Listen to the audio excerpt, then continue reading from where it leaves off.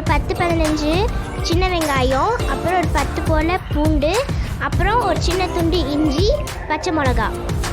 இதை நான் நல்லா அரைச்சி எடுத்துகிட்டு வந்துட்டேன். இப்போ அதே மிக்ஸி ஜாரில் ஒரு 3 தக்காளியை நான் பெருசு பெருசாக நான் நறுக்கி போட்டுக்கிறேன். தக்காளி எல்லாத்தையும் போட்டாச்சு. இப்போ நம்ம இதை அரைச்சிட்டு வந்துடலாம். பாருங்கள் ஃப்ரெண்ட்ஸ், இதை நம்ம நல்லா பேஸ்ட் மாதிரி அரைச்சாச்சு.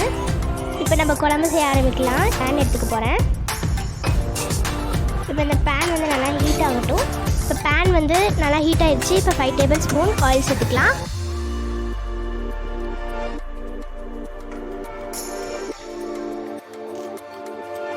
ஆயில் நல்லா ஹீட் ஆனதுக்கப்புறம்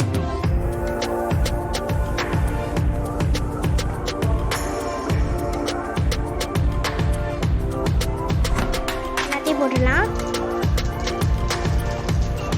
பச்சை மிளகா, கருவேப்பிலை, சின்ன வெங்காயம், பூண்டு எல்லாத்தையும் ஆட் பண்ணி நம்ம ஃப்ரை பண்ணிடலாம். நல்லா ஃப்ரை ஆகட்டும். இப்போ நம்ம வெங்காயம், பூண்டு, இஞ்சிலாம் அரைச்சி வச்சதை நம்ம இதில் சேர்த்து நல்லா ஃப்ரை பண்ணிடலாம்.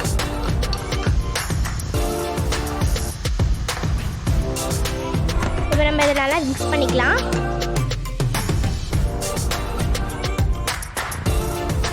இப்போ நம்ம மல்லிப்பொடி 2 டேபிள் ஸ்பூன், மிளகா பொடி 2 டேபிள் ஸ்பூன் ஆட் பண்ணியாச்சு. இப்போ நம்ம நல்லா ஃப்ரை பண்ணிடலாம்.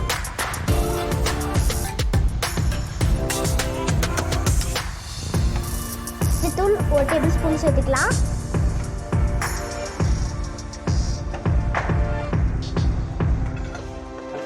நல்லா மிக்ஸ் பண்ணிக்கலாம். இப்போ நம்ம இதில் 2 தக்காளி சேர்த்துக்கலாம்.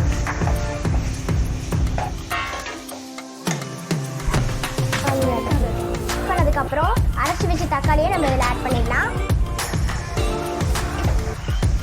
கேரளா குழம்புளி ஆட் பண்ணிட்டேன். இப்போ நம்ம இதில் தண்ணி ஆட் பண்ணிடலாம். தேவையான அளவு உப்பு,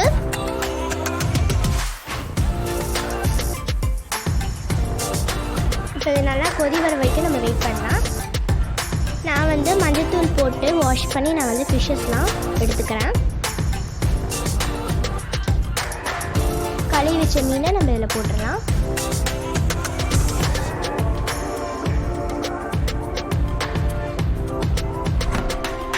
எல்லா ஃபிஷ்ஷஸும் நம்ம இதை ஆட் பண்ணிடலாம்.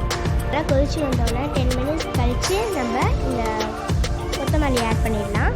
இப்போ நம்ம இதை மூடி போட்டு மூடிடலாம்.